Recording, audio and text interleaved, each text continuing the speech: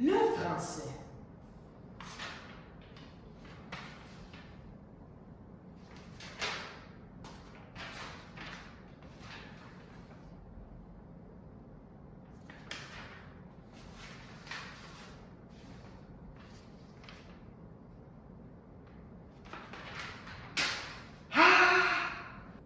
Du plus loin que je me souvienne, ma relation avec le français a toujours été très complexe.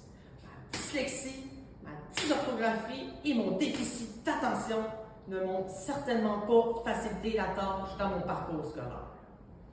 Malgré toutes ces difficultés, année après année, j'ai quand même trouvé le moyen d'obtenir la note de passage et me retrouver en 5e secondaire.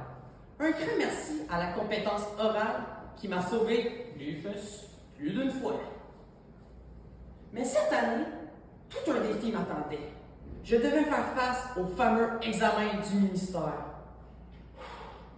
500 mots à écrire en 3h15. J'avais moins de 9 mois pour m'y préparer. J'étais convaincu que c'était impossible à réussir pour moi. En début d'année, j'avais à peine 60% lors de mes examens. Je ne croyais pas en moi. J'avais beau m'investir du mieux que je pouvais, mais je n'y arrivais pas. Je doutais vraiment que je puisse réussir. Il fallait que je trouve des solutions. Je devais à tout prix changer ma méthode de travail puisque j'allais directement dans le mur. Avec ma chère maman, j'ai redoublé d'efforts. Je n'avais pas le choix. La priorité était le français. Il fallait que je trouve le moyen de réussir. Nous avons tout repris du début. La ponctuation, les homophones, les participes passés, les analyses de texte, sans oublier les figures de style. Et examen après examen, je commençais à avoir de l'amélioration.